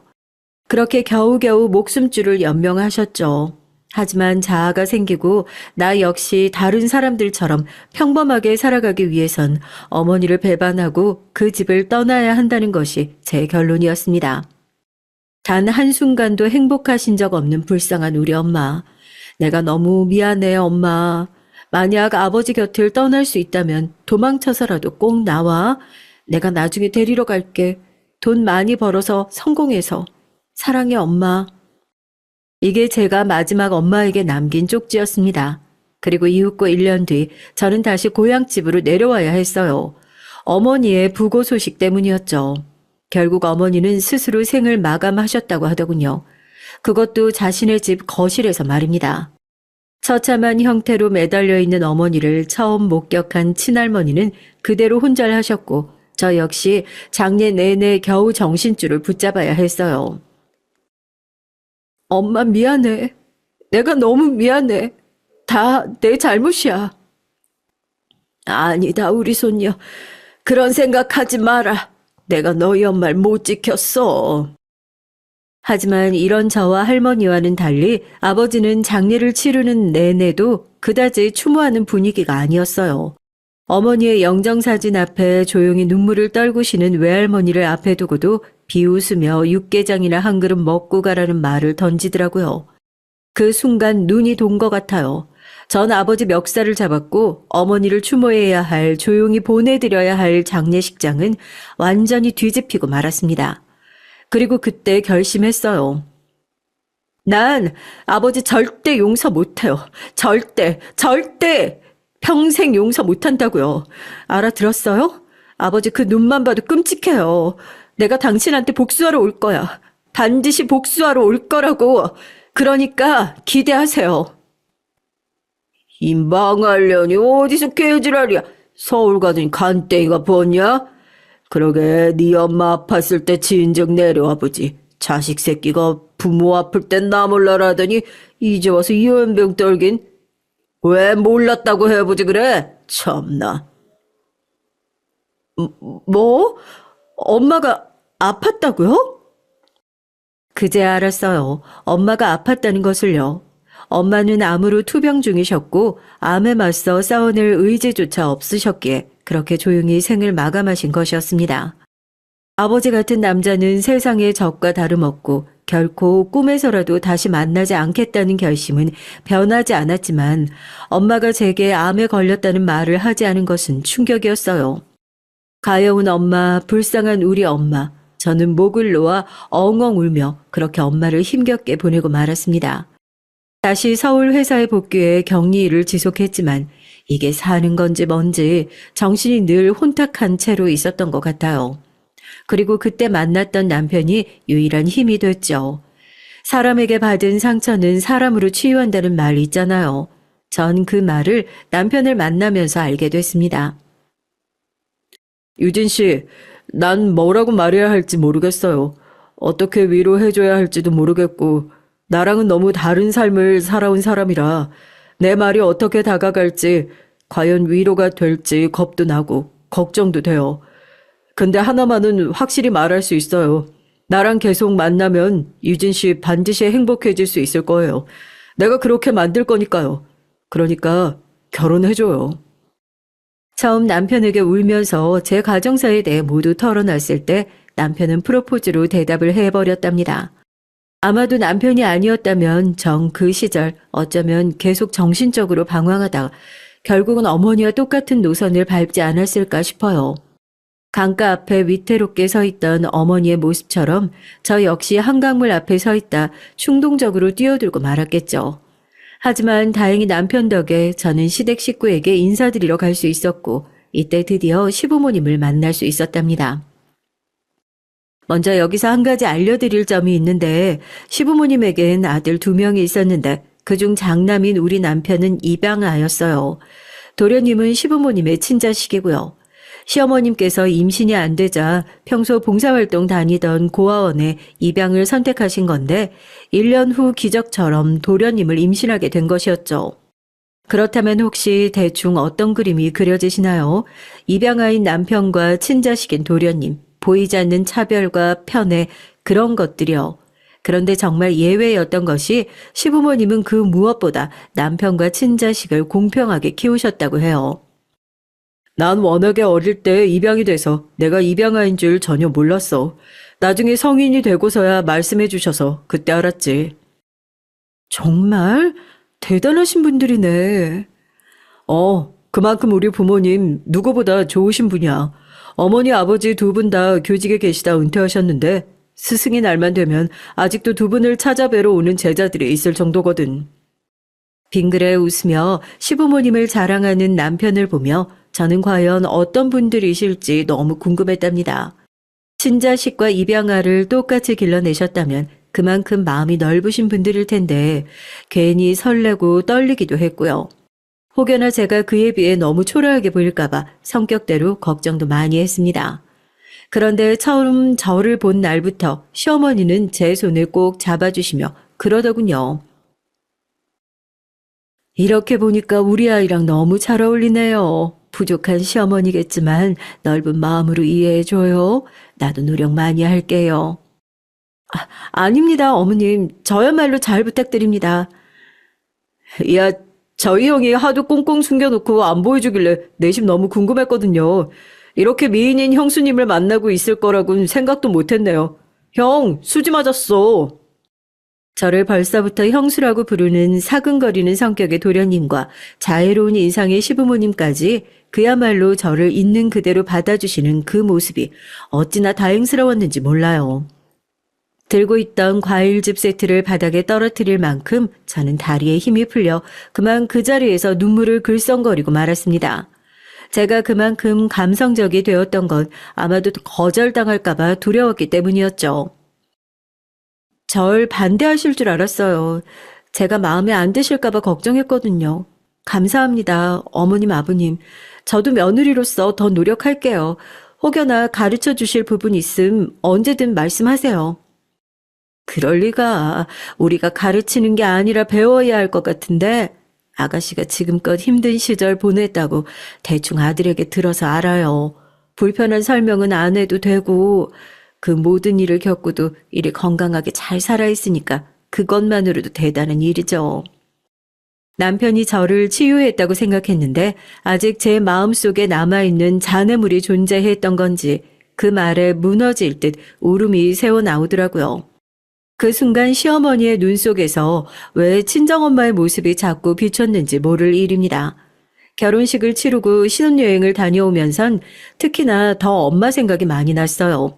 내가 웨딩드레스 입은 모습을 봤다면 엄마가 참 좋아했을 텐데, 내가 외국에 여행 갔다 온 걸 알면 엄마가 뿌듯해 했을 텐데. 하지만 지금 살아가는 현재 역시 소중한 만큼 그렇게 아쉽고 씁쓸한 마음은 접고 저는 지금의 삶에 충실하기로 했습니다. 아버지에 대한 끓어오르는 복수의 마음 또한 잠시간 흘러보내기로 했어요. 남편이 말 꺼내기 전 저는 굳이 시댁 근처의 신혼집을 고집했고 거기서 시부모님을 잘 모시려고 했답니다. 남편 직장이 시댁에서 가깝기도 했거니와 더 시부모님과 돈독해지고 싶었거든요. 당시 시아버지께서 간이 조금 안 좋으셔서 치료를 받고 있는 상황인지라 걱정이 되는 마음도 있었고요. 아니, 우리야 좋지만 너희가 불편하지 않겠니? 아가, 우린 괜찮다. 네 시아버지 병원 가는 것도 내가 택시 타고 가면 금방이야. 힘들 거 하나 없단다. 아니에요, 어머님. 그래도 혼자 하시면 힘들잖아요. 제가 옆에서 도와드리고 싶어요. 제가 원해서 하는 일이에요. 아유, 말도 이쁘게도 하지. 우리가 복이 많다. 어쩜 이런 며느리를 들였을까, 여보. 다행히 시부모님은 환히 웃으며 그 결정을 반겨주셨어요. 그런데 참 하늘도 무심하시지. 어떻게 이런 일이 있을 수 있을까요? 시댁과 오가며 시부모님, 도련님, 남편과 함께하는 생활은 정말이지 제 인생의 가장 따뜻한 계절이었습니다. 형수님 좋아하는 망고 사왔어요. 이게 엄청 비싸더라고요. 그리고 여기 이건 생일 선물이요. 갖고 싶다 하시던 향수예요. 형이 말해줘서 사긴 했는데 마음에 드실지 모르겠네요. 제가 이번에 사건 하나 해결하고 승진도 앞두고 있는 터라 큰맘 먹고 사왔습니다. 그러니까 부담 갖지 말고 받아주세요. 아니 세상에 도련이, 뭐 이런 것까지 준비했어요. 어머, 너무 고마워라. 이거 비싸서 엄두도 못 냈던 건데. 근데 참, 월급 얼마나 되신다고. 차라리 어머님 거 사주시지. 거봐, 내가 이럴 줄 알았다니까. 엄마, 우리 형수님 너무 절약하는 습관이 있어. 그거 얼른 고쳐야 되는데 말이야. 형이 성실하고 나도 잘릴 일 없는 직업인데 형수님이 왜 저리 사서 걱정이신지 모르겠다. 형수님, 앞으로 이 정도의 향수쯤은 생일 때마다 해드릴 테니까 얼른 뿌려보세요. 애가 자꾸 당신 뭐 좋아하는지 물어보더라고. 얼마나 귀찮게 하던지. 내가 어쩔 수 없이 말해버렸어. 동생이 당신을 많이 좋아하나 봐. 얼른 뿌려봐. 도련님의 직업은 경찰이었어요. 그것도 강력반에 근무하는 형사였죠. 매사 바쁘게 사시는 분위기에 생각보다 시댁을 자주 왕래하는 가운데에서도 얼굴을 볼 기회가 많지 않았는데 볼 때마다 기분을 참 좋게 해주셨답니다. 거기다 바쁜 자기 대신 몸이 안 좋으신 시아버지를 데리고 병원에 왔다 갔다 하는 것이 고맙고 미안했던지 도련님은 꽤나 고가의 선물들을 자주 사주시면서 마음을 표현하시곤 했어요. 도련님, 아버님 워낙에 저 힘들게 안 하시고 오히려 병원 갔다 오시면서 맛있는 거 사주시고 해서 저 너무 좋아요. 하나도 안 힘드니까 이런 선물 안 해주셔도 괜찮아요. 아버지 때문에 하는 선물이라뇨. 그렇게 말씀하시면 섭섭해요. 그렇게 넉살 좋게 웃으시는 우리 도련님, 하도 호탕하시고 서운하신 분이라 늘 감사했네요. 다만 걱정은 있었어요. 직업이 강력반 형사라고 했잖아요. 그러니 혹여라도 나쁜 놈 잡다 칼이라도 맞을까 상상도 되고 그러더라고요. 아유, 우리 형수님 걱정도 사서 하시네. 요즘은 주먹구구식으로 굴러가지 않고 다 저희가 작전 잘 세우고 해서 범죄자들 제압하니까 걱정하실 일 하나 없어요. 하지만 말은 이렇게 해도 사실 도련님은 저와 남편이 결혼하기 전 이미 큰 사고를 겪으신 적이 있었다고 해요. 인터넷 사기 집단을 소탕하려다 그 사람이 숨기고 있던 식칼에 찔리신 거죠. 그런데 도련님은 그 상태로 범인을 잡겠다고 상처를 움켜쥐고 달리신 바람에 나중에 상처 부위가 더 벌어져 사태가 심각해졌어요. 수술실로 옮겨지면서 의사도 걱정할 정도였다네요. 그때 시어머니는 눈앞이 아찔해서 쓰러지실 뻔했고 시아버지는 도련님이 회복되자마자 당장 부서를 옮기던지 하라며 처음으로 큰 소리를 내셨다고 합니다. 아버지, 제가 이 일을 어떻게 생각하는지 아시잖아요. 제가 이 직업 처음 선택했을 때 아버지 저 자랑스러워 하셨잖아요. 저도 그래요. 이번 일 교훈 삼아 앞으로는 조심해서 일할게요. 그러니 한 번만 봐주세요. 네? 이 직업이 조심해서 조심해질 일이야. 안 된다. 내가 네 성격을 몰라. 학교 다닐 적에 양아치 패거리 잡겠다고 맨주먹으로 달려들다 얻어 터져서 한 달 동안 병원에 입원하고 그 바람에 대학도 못 가고 재수까지 했잖아. 이놈아, 그때 그 패거리와 너 쪽수가 어떻게 됐는지 아냐? 10대 1이었어. 10대 1. 10대 1 싸움에 과감히 달려드신 도련님. 저도 결혼 이후 도련님의 과거를 속속 알게 됐는데 생각을 뛰어넘는 놀라운 에피소드들이 가득했습니다. 보통 사람들이 생각하는 것들을 과감히 행동으로 옮겨버리셨더군요. 근데 그건 기질이었다고 해요. 아주 어렸을 적 꼬맹이였을 때부터 도련님은 자기 반에 왕따를 당하고 있는 애가 있으면 그 곁에 가서 같이 밥을 먹어주고 그 애가 어디 끌려가 맞고라도 있으면 대걸레를 들고 쫓아가 두들겨 패줬다고요. 그 바람에 시어머니가 학교에 자주 가셨다는데 내가 얼마나 헛웃음이 나오든지 모른다. 내 직업이 교사인데 말이야. 그 피해 학생 부모들은 나보고 애를 어떻게 키웠길래 저 모양이냐고 하고 내가 직업도 밝히지도 못하고 그냥 봐달라고 무릎 꿇고 빌었어. 아유. 이런 말을 하시더라고요. 비교적 공부만 하며 얌전했던 남편과 달리 도련님은 날 때부터 남다른 기질을 가지셨던 거죠. 사실 두 사람의 성격이 너무 상반되던 탓에 시부모님은 둘이 적절하게 섞였으면 좋겠다는 생각을 자주 하셨다고 합니다. 한 놈은 뭔 일이 있으면서 말도 못하고 그저 속으로만 끙끙 앓는 성격이고 한 놈은 집에 들어올 생각도 않고 그냥 학교 꼭대기에 올라서서 정의의 사도를 흉내내고 있으니 내가 옆에서 보면서 가슴이 많이 답답했다. 물론 철 들면서 둘째 놈도 사그라들긴 했지만 그래도 걱정이 되는 수밖에 없지. 지 성격에 딱 맞는 직업 들고 와 버렸으니. 도련님의 어릴 적 에피소드들을 다 듣고 나니 시어머니 심정이 더 공감되더라고요. 거의 격한 공감이었죠. 제가 부모라도 그럴 것 같았어요. 경찰을 하고 싶다 할 때도 시어머니는 은근히 다른 직업을 선택하길 바라셨다고 했지만 말릴 수 없으셨다고 하더라고요. 시아버진 도련님이 의리도 강하고 싸움도 잘하니까 혹여나 조폭이라는 나쁜 길에라도 빠질까봐 차라리 좋은 쪽에 능력을 쓰라고 허락하셨다고 하고요. 그저 호탕한 성격이신 줄로만 알았던 도련님이 일으킨 수많은 사건 사고들을 듣고 나니까 저로선 참으로 색다르게 보였습니다. 그런데 아무쪼록 도련님이 승진을 앞두고 있을 때 그만 청천벽력 같은 일이 터지고 말았어요. 시아버지께서 그만 험한 사고를 당하시고 만 거였어요. 말도 안 돼. 여보 눈 좀 떠봐요, 예? 어떻게 이런 일이... 어머님, 여기 간호사 좀 불러주세요. 시어머니는 시아버지를 보자마자 그만 무너져 버리셨고 저 역시 가족의 일원으로서 마음이 힘들 수밖에 없었죠. 전날까지도 저에게 웃어주시며 과자를 쥐어주시던 시아버지가 음주 촬영에 치여 눕게 되시니 억울하기도 많이 억울했습니다. 중환자실에 누워있는 시아버지를 보는데 처음엔 실감이 나지 않더라고요. 친정 엄마를 한번 잃어봤던 저로서는 부모가 자식의 곁을 떠나는 그 고통이 무엇인지 너무도 절절히 알고 있었습니다. 마치 가슴에 커다란 구멍 하나가 뚫리는데 그 누구도 메꿀 수 없는 기분이었어요. 이렇게 시아버지를 떠나보낼까 두려운 나날들이 이어졌습니다. 어머님, 아버님 강하신 분이잖아요. 이겨내실 거예요. 조금만 기다려봐요. 그래, 그럴 거다. 분명 그럴 거야. 이 양반이 날 두고 저리 허망하게 갈 리가 없지. 한날 한시까지는 아니더라도 비슷한 시기에 떠나자고 약속까지 했는데. 시어머니 손에 들린 십자가 목걸이를 저는 대신 꼭 쥐어주며 많이 위로해 드렸어요. 허나 시아버진 어느 겨울날 그토록 좋아하시던 눈이 소복하게 쌓인 날 새벽에 조용히 숨을 거두시고 말았답니다. 몇 날 며칠을 힘겹게 버텼지만 희한하게도 눈이 정말 많이 내리는 날 떠나셨는데요.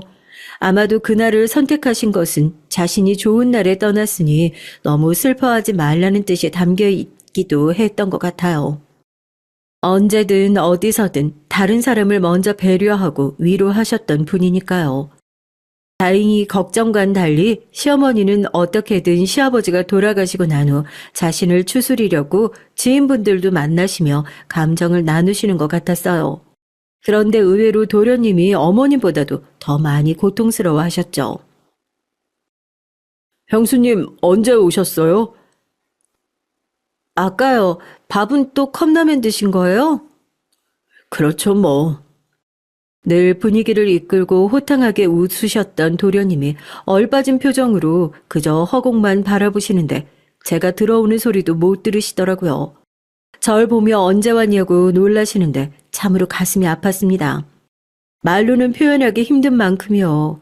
아마도 쉽사리 도련님의 마음을 헤아릴 수 없어 그랬는지 몰라도 그래서 시아버지에게 속삭여 보기도 했습니다.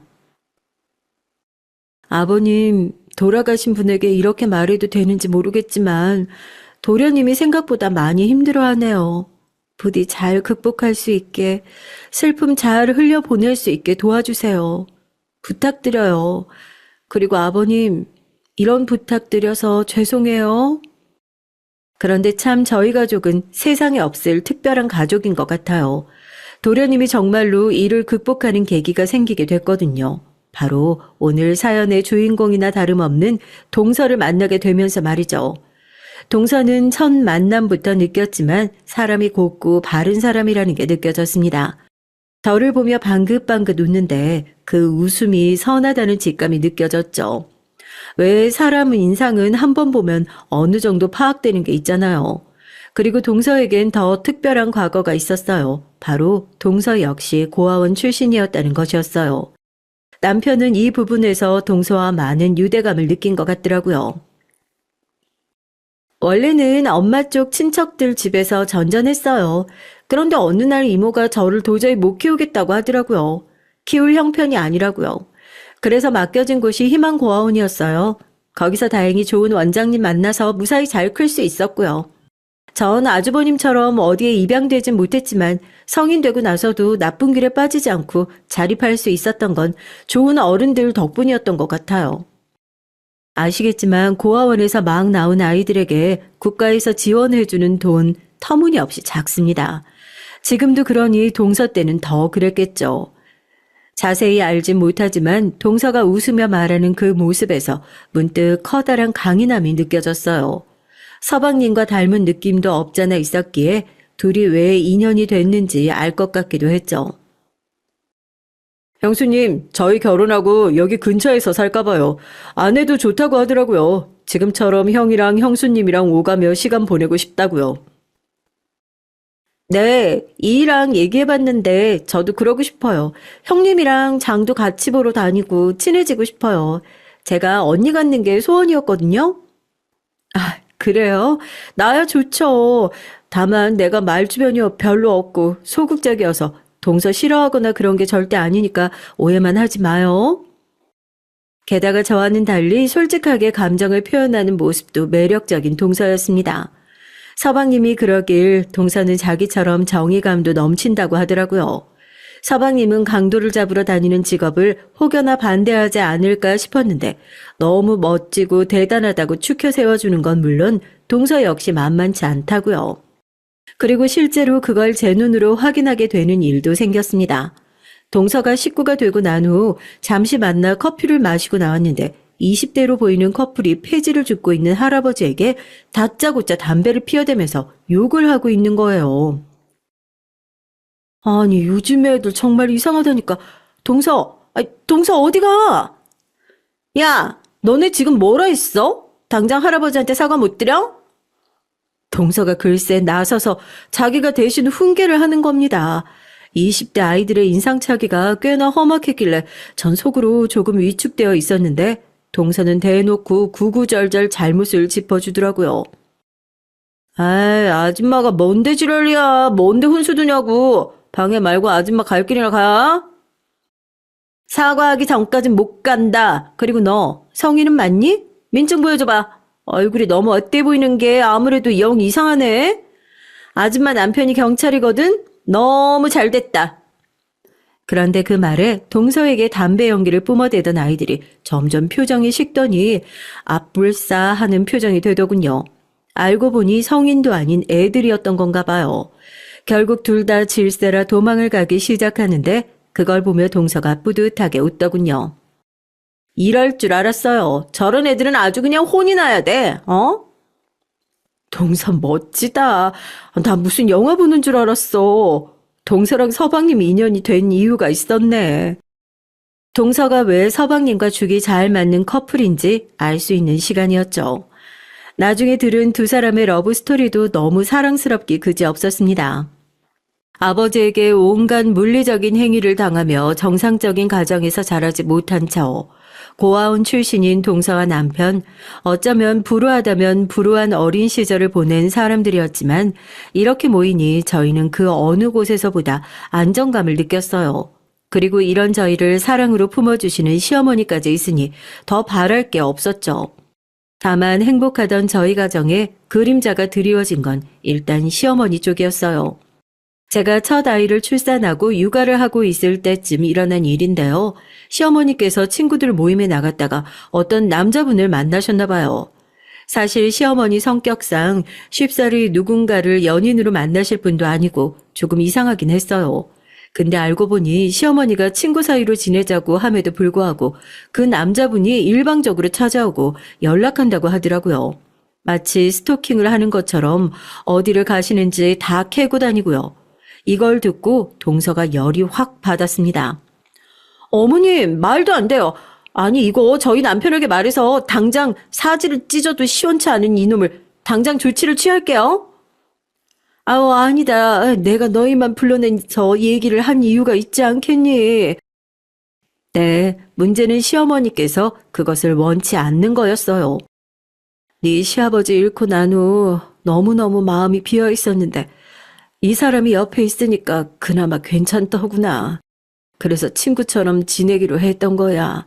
괜히 내가 이 사람 신고하고 그러면 모임 분위기도 안 좋아질 것 같고 나쁜 의도가 있는 건 아닐 거다. 내가 잘 달래서 구슬려 보마. 어머님, 저희가 걱정되는 건 그 남자분이 어머님한테 원치 않게 자꾸 들러붙으니까 그래요. 오늘도 전화를 10통 넘게 걸었다면서요.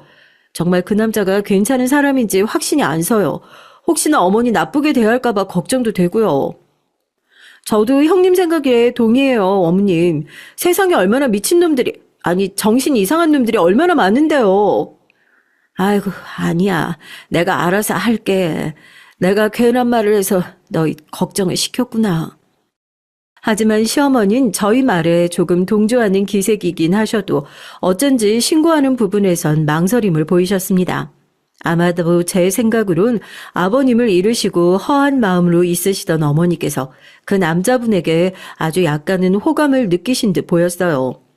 일단 어쩔 수 없이 저와 동서는 그대로 발길을 돌렸는데 동서가 그러더라고요.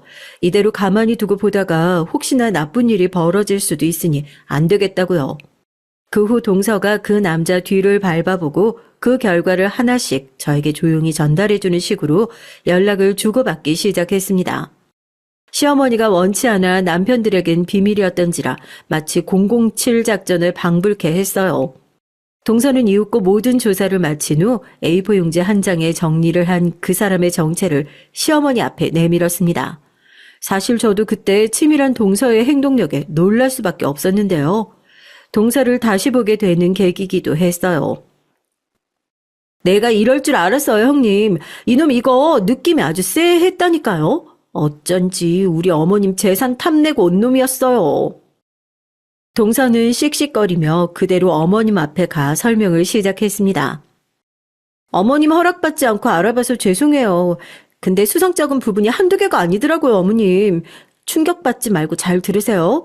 일단 그 사람 와이프랑 사별한 거 아니고요. 와이프란 사람 아직 멀쩡히 잘 살아 있어요.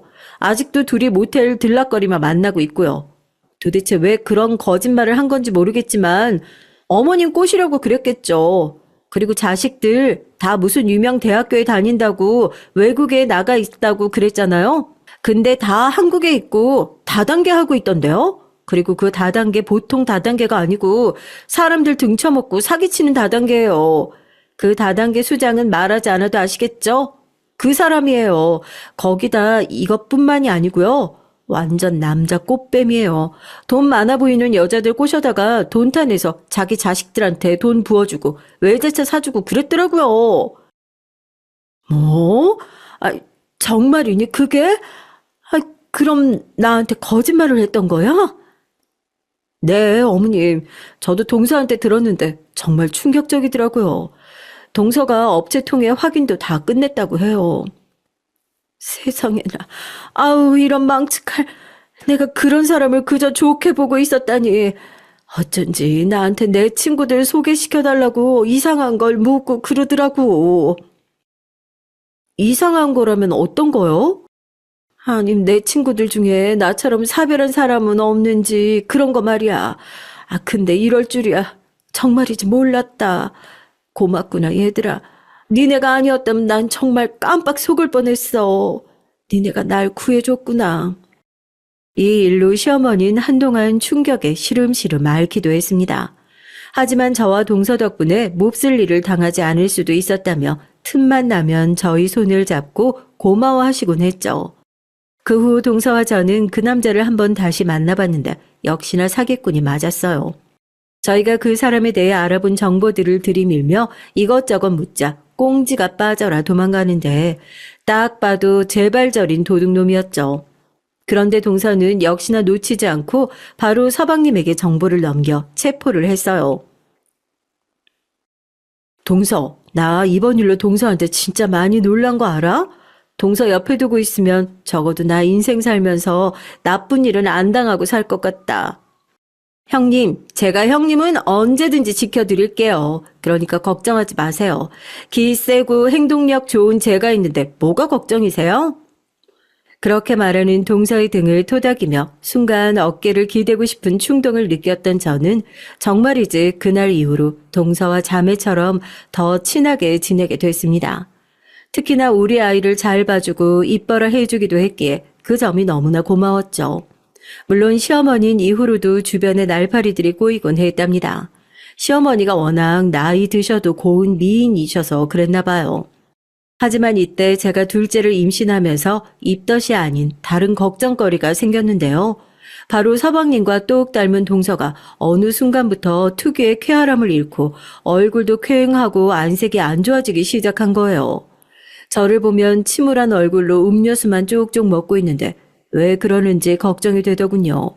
이유를 알 수가 없어서 약간 혼란스럽던 차 남편을 통해 알게 됐습니다. 아이 때문에 재수 씨가 스트레스를 받고 있나 봐. 사실 동생도 노력을 많이 하는데 왜 그런지 도통 모르겠다네. 아유, 나도 뭐라고 해야 할지 모르겠더라고. 동생한텐 이젠 우리 애들 얘기하기도 조심스러워. 하도 심남래 하는 것 같으니까. 네, 동선의 부부는 진작 아이를 갖고 싶었지만 아이가 잘 들어서지 않아 사실 이제는 딩크족을 생각할 정도로 힘들어하던 와중이었어요. 병원에선 아무런 이상이 없다고 했지만 아이가 안 생긴다고 하더라고요. 혹시나 스트레스를 받아 그런 걸 수도 있을 테니 전 마음을 놓으라는 조언을 하곤 했지만 이제는 그 누구의 위로나 조언을 받아도 마음이 안 좋을 때였나 봅니다. 특히나 제가 또 임신을 했으니 그랬던 거죠. 저는 동서를 찾아갔습니다. 동서, 괜히 내가 미안하네. 동서가 이렇게 힘들어할 줄 모르고 잔뜩 내 임신 얘기만 했으니 아유, 어쩜 좋아. 아니에요, 형님. 미안할 일이 뭐가 있어요. 저도 모르겠어요, 이젠.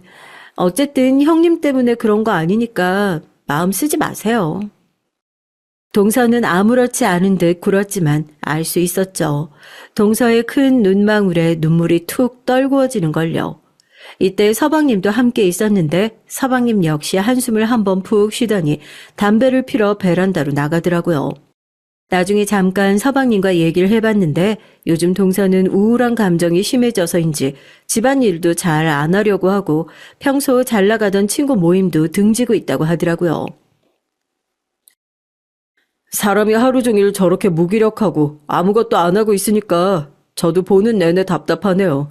아기는 하늘이 주는 거라는데 왜 우리한텐 안 오는 걸까요? 그냥 이젠 받아들일 때가 된 것 같기도 하고요. 노력하는데 안 되는 건 어쩔 수 없잖아요. 다 해봤어요. 좋은 약도 써보고 다 해봤는데 안 돼요. 서방님의 한숨 어린 말에 저도 모르게 함께 울컥해지더라고요. 이때 저는 처음으로 동서와의 거리를 뒀습니다. 배가 부른 제 모습을 보면 동서가 아이 생각에 더 힘들어할 것 같아서요. 동서가 그립고 보고 싶지만 당시엔 그게 최선이었답니다. 동서 역시 따로 연락을 안 했는데 그 점이 조금 서운하긴 했고요. 그런데 제가 그러고 다시 동서를 보게 된 건 출산한 후 비극적이라고 말할 수밖에 없던 일 때문이었어요. 아직도 저는 믿을 수가 없어요. 시아버지를 잃었을 때보다 어쩌면 저희 친정엄마를 잃었던 충격만큼이나 당황스러움이 컸던 것 같아요. 말을 이을 수가 없었습니다. 형님 어떡해요? 그이가... 동서는 말을 제대로 잇지 못하고 울먹이며 겨우 한마디 한마디 토해냈습니다.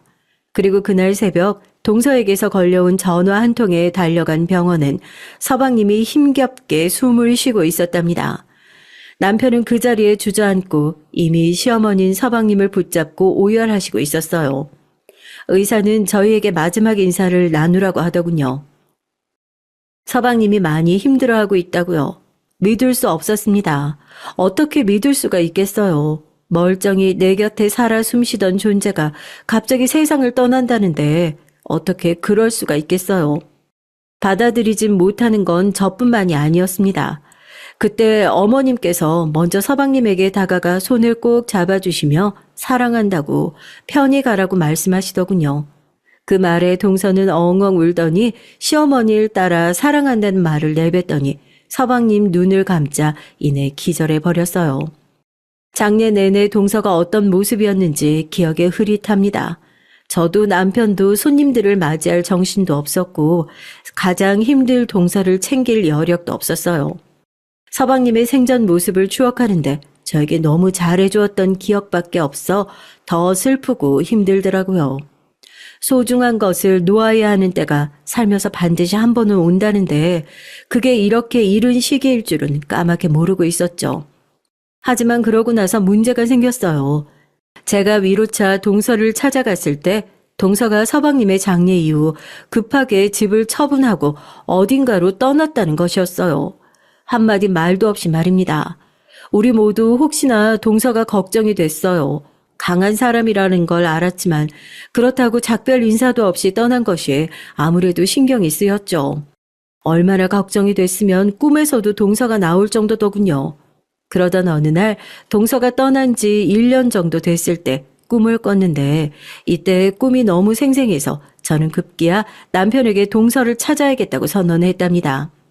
동서가 혼자서 쪼그려 울고 있었는데 어딘지 모르겠지만 아주 깊은 산속 동굴 같은 곳이었어요.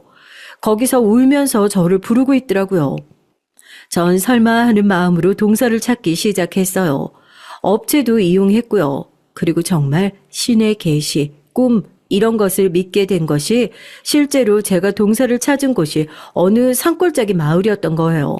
동서는 그곳에서 아주 허름한 옷차림을 하고 완전히 산사람처럼 술을 마시며 하루하루 연명하고 있었습니다. 저를 보자 동그랗게 눈을 뜨던 동서는 잠시 후 왜 오셨냐고 하더군요. 더 이상 형님 동서 사이도 아닌데 왜 오셨어요? 왜 그런 말을 해 동서 섭섭하게. 내가 동서를 얼마나 걱정했는지 알아? 형님, 가주세요. 저 형님하고 말하고 싶지 않아요. 모두를 피해서 온 거예요. 그이 생각날까봐 일부러 다 물리치고 여기로 온 거라고요. 그러니까 이만 가주세요. 아무리 1년이라지만 동서에게서 풍기는 쎄한 분위기며 모든 것이 이상했어요. 저를 극도로 피하는 눈치랄까요? 혹시 그 사이에 무슨 일이 있었던 거냐고 물었지만 동서는 대답도 하지 않았어요. 그날은 어쩔 수 없이 먼 길을 다시 돌아 집으로 돌아올 수밖에 없었죠. 하지만 저는 매일 동서를 찾으러 그 험한 길을 올랐고 동서는 굳게 닫은 문을 열어주지 않았습니다. 그야말로 삼고초려였고 저도 점점 힘에 부쳤답니다. 언제까지 이 노릇을 해야 할지 알 수 없었죠. 허나 그런 동서의 사정을 알게 된 건 여느 날과 같이 동서를 찾으러 갔다 내려오는 길 골목 떡집에서였어요. 떼약볕에 너무 많이 걸었는지 배가 너무 고픈 와중이었는데 쫄깃한 꿀떡이 눈에 밟히더라고요. 순간 얼른 먹고 싶은 마음에 떡집으로 들어갔는데 친근한 인상의 아줌마가 동네 할머니분과 얘기를 하고 있었어요. 근데 그 얘기가 가만히 들어보니 동서 얘기더라고요. 아니, 그 아가씨 너무 안 되지 않았어. 남편하고 사별하고 거기서 혼자 사는 거라며? 근데 자기가 친자매한테 사기 맞아서 돈까지 다 잃고, 어쩌면 좋아. 나라도 죽고 싶겠어. 예전엔 아주 그냥 가끔이라도 여기 와서 나랑 얘기도 나누고 했는데, 요즘 영 안 보이니 걱정이네. 저, 저기요, 잠시만요. 아주머니, 방금 그 말씀하신 아가씨요. 혹시 산에 사는 여자, 이렇게 생긴 여자 맞죠? 화면 보시면 알겠지만 눈이 크고 쌍꺼풀 짙은, 맞죠? 맞는데. 아유, 누구예요? 가족이 없다고 들었는데. 전 형님 되는 사람이에요. 근데 아까 하신 얘기요. 자매한테 사기를 맞았다고요? 우리 동서는 고아원에서 자랐는데 자매가 있을 리가 없는데 제가 잘못 들었나요? 아유, 아니야. 자매 맞아요.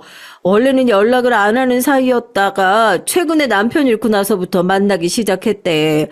거기서 연락이 왔다는데. 근데 알고 보니까 그게 돈 때문에 사기치려고 수작 건 거였지. 아무튼 형님이라면 저 그 아가씨랑 만나고 있는 거예요? 아이고, 잘 지내고 있는 거예요? 너무 걱정이 되더라고. 순간 제 입에서 한숨이 토해져 나왔습니다. 이게 진짜라면 그동안 동서가 일부러 저를 멀리했던 것이 더 이해가 되고 납득이 됐어요. 남편을 잃은 마당에 친자매에게 사기까지 맞았으니 더더욱 마음이 힘들었을 테고 경제적으로 힘든 사정을 내비추고 싶지 않아 멀리 했을 수도 있겠다는 추측이 들었습니다. 그 길로 동서에게 가서 문 앞에 대고 소리치듯 사실을 추궁했더니 동서 쪽에서 아무 말이 들려오지 않더라고요. 그러더니 잠시 후 제게로 걸어 나온 동서가 고개를 끄덕이며 울음을 터뜨리더군요. 사람이 너무 그립고 외로운 마당에 돈을 빌려준 건데 그런 일을 당한 것이라고요. 내가 미쳤나 봐요, 형님. 형님 볼 면목도 없고 어머님 볼 면목도 없어요. 이제 어떻게 하면 좋아요, 나? 모르고 있었지만 동서에겐 고아원에 함께 버려진 자신의 친자매가 있었다고 합니다. 동서의 언니 되는 사람이었어요. 고아원에서 성인이 될 때까지는 함께 컸기에 사이가 돈독했다고 해요. 그런데 어느 날 언니가 결혼을 하면서 갑자기 연락을 툭 끊었다고 하더라고요. 마치 과거를 청산하듯이요. 그 때문에 동서는 많은 상처를 받았다고 합니다. 굳이 친구들에게도 제게도 언니 얘기를 꺼내지 않은 이유가 그것이고요. 나도 우리 언니처럼 똑같이 그러고 싶었어요. 똑같이 언니가 없는 것처럼 살고 싶었어요. 근데 어떻게 알았는지 나를 갑자기 찾아와서 자기도 이혼했고 너무 외로웠는데 제가 생각이 났다고 가족처럼 지내자고 그러더라고요. 가족이란 그 말이 저를 흔들었나 봐요. 동서는 가족이란 말에 흔들렸고 서방님을 잃은 상실감을 그렇게 자신의 친언니에게 기대어 풀었다고 합니다. 그런데 딱 3개월 후 친언니가 금방 갚겠다며 돈을 요구했고 앞서 말한 망측한 일이 일어난 거죠. 원래는 산생활 청산하고 다시 내려가서 형님도 뵙고 어머님도 뵈려고 했어요. 충동적으로 올라온 거라 다시 내려가서 함께하고 싶었는데 근데 언니가 저한테 전 재산을 빼앗고 도망간 후론 아무것도 하기가 싫었어요. 죽고 싶었어요. 형님이 여기 오셨을 땐 괜히 겁나고 두려웠던 게 제가 살고 싶어질까 봐. 그래서 형님에게 기대게 될까 봐 무서웠어요. 한참 후 이어진 죽고 싶었다는 동서의 그 말에 저도 모르게 눈물을 글썽였습니다. 얼마나 힘들었을지 그 고통이 생생히 그려졌죠. 그날은 산을 내려와 집으로 돌아갔지만 얼마간 동서 생각을 멈추기 힘들었어요. 전 이후 꼭 큰 결정을 내리고 말았습니다. 남편 몰래 현금 1억을 인출해서 동서에게로 가지고 간 것이죠. 굳이 남편에게 말하지 않은 이유는 그 1억은 당시 친할머니가 제게 남겨주신 비밀스런 비상금 같은 개념의 돈이었고 언젠가 아이들이 결혼할 때나 집안에 큰일이 생겼을 때 쓰려고 남겨둔 돈이었어요. 그렇기에 동서에게 전달하며 없는 돈인 것처럼 살고 싶었습니다. 동서, 부담 갖지 말고 받아. 항상 행복해야 돼. 내가 그 누구보다 동서의 행복 빌어주는 사람인 거 알지? 형님, 이걸 왜 저를 주세요? 동서는 그 말을 하며 서럽게 오열했습니다. 그제야 장례 내내 동서가 한 번도 울지 못했다는 게 생각났어요. 그 후 동서는 드디어 정착이란 걸 하기 위해 어디론가 떠났고 그곳에서 제게 사진 한 장을 보내왔어요.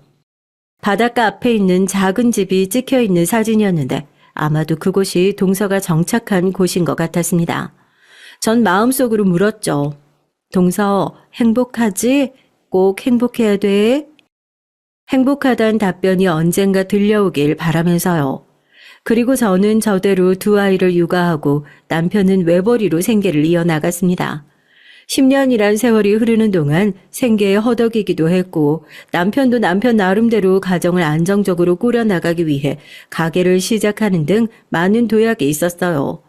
전 우리 둘째가 어느새 초등학생이 되어 반장을 줄곧 해내는 모습을 볼 때마다 동서를 떠올리곤 했죠.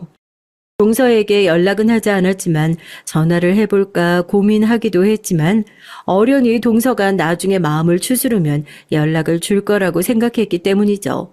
그러던 어느 날 가게가 무너지는 일이 생겼습니다. 다들 아시다시피 많은 자영업자들이 영향을 받았던 코로나 때문이었죠. 잘 되던 가게는 한순간에 손님이 끊겨 월세도 내지 못할 형편에 이르렀고 저는 그때마다 동서에게 준 1억이 내심 생각나기도 했어요. 하지만 그건 저의 순전한 이기적인 욕심이었고 그런 마음을 다잡으려고 했습니다. 그런데 참으로 기적 같은 일이 일어나고 말았죠. 이때 상황을 말씀드리면 코로나 여파로 많은 빚을 지게 된 저희 집이 반지하방으로 집을 옮긴 것도 모자라서 한 번 더 이사를 가야 할 처지에 놓이게 된 건데요. 엄마, 나 이사 가기 싫은데. 우리 또 이사 가야 돼? 우리 다시 아파트 살면 안 돼? 난 아파트가 좋은데. 미안해, 수지야. 엄마 아빠가 꼭 다시 가게 일으켜서 우리 딸들 행복하게 해줄게. 딸들은 울먹였고 저는 죄책감에 더한 눈물을 뚝뚝 흘리고 있었습니다.